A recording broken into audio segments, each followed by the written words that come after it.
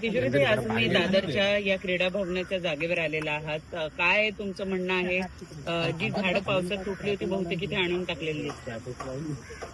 छत्रपती शिवाजी महाराज क्रीडा भवन असं या जागेचं नाव आहे. बाजूला लहान मुलांचं बसण्या उठण्याचं ज्येष्ठांचं जागा आहे आणि अशा क्रीडा भवनाच्या त्याच्यामध्ये मला डाऊट आहे, या मेंटेनन्सचं काहीतरी संगनमत आहे. या मेंटेनन्सच्या जो एक्झिक्युटिव्ह आहे किंवा एई आहे, सब इंजिनियर आहे, एसी आहे, या लोकांना हीच जागा कशी काय मिळाली? कारण आणि एकदम या जागेचं स्वरूपच डम्पिंग ग्राउंड, 6 महिने तरी ही जागा स्वच्छ होईल असं वाटत नाही. आणि हळूहळू या शिवाजी पार्कमध्ये हे डम्पिंग ग्राउंड होण्याची शक्यता नाकारता येत नाही. कारण इतक्या वाईट पद्धतीने ह्या ग्राउंडची अवस्था करून ठेवलेली आहे. त्यामुळे खेळाडू, नागरिक ह्यांचा जो हक्क आहे यालाही बाधितपणा केलेला आहे. माझं म्हणणं आहे की इथे गणपतीचा पॉन्ड असतो, आता ते गणपतीचे पॉन्ड होतील की नाही शंका आहे. कारण शंकर राऊत, महेश सावंत या सगळ्यांनी मिळून इथे व्हिजिट घेतली. स्वतः राजसाहेबांनी पण अनेकदा सांगितलं की असं ऐकायला येतंय, तुम्ही याच्यावरती कारवाई करा. परंतु धिम्म प्रशासन 4 वर्षामध्ये जे प्रशासनाने केलंय त्याच्यातून ते अजून शुद्धीतून ते बाहेरच येत नाहीये. त्यांना माहितीच नाही ते की आता निवडून आलेली बॉडी आहे, निवडून आलेले नगरसेवक आहेत, स्वतःच्याच मनमानी कारभार करतायत हे आता वारंवार दिसतंय. मला वाटतं या उद्यानाची जी अवस्था करून टाकली संपूर्ण, इथे कठोर कारवाई व्हायला पाहिजे. झाडं पडली, झाडं हे झाली, परंतु त्या कॉन्ट्रॅक्टरला त्या वेळेला उचलून घेऊन जा हे सांगण्यात आलेलं आहे. मग हे मेंटेनन्सचं संगनमत आहे का?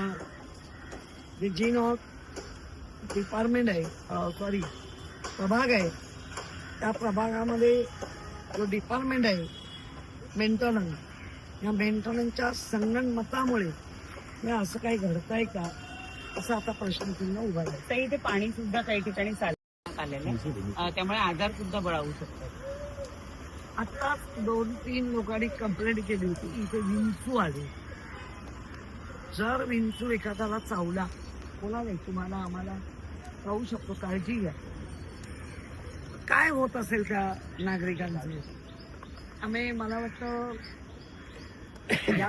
या जागेचा गैरवापर करण्यासाठी बाकी कुठल्या कॉन्ट्रॅक्टर आणि मेंटेनन्स डिपार्टमेंट यांचं संगनमत झालं का असं आता दिसतंय. तुम्ही आता काय इशारा देता? ज्या पद्धतीनं इथे ही लाकडं जमा करून ठेवण्यात आलेली आहेत, भिजलेली लाकडं आहेत, गणपती जवळ आलेली आहेत, अशा अवस्थेमध्ये किती दिवसाची मुदत तुम्ही देता? आता आठवड्याभरामध्ये हे सगळं उचललं गेलं पाहिजे. आठवड्याभरात, आज वार आहे शुक्रवार, युद्ध पातळीवर त्यांनी केलं पाहिजे. पत्रही मी देते की अशा पद्धतीने तुम्ही आजूबाजूला दुर्गंधी पसरते कुजलेल्या गोष्टीची, त्याची जाणच या जर प्रशासनाला नसेल, खडबडून जागं करणं आता ती वेळ आलेली आहे.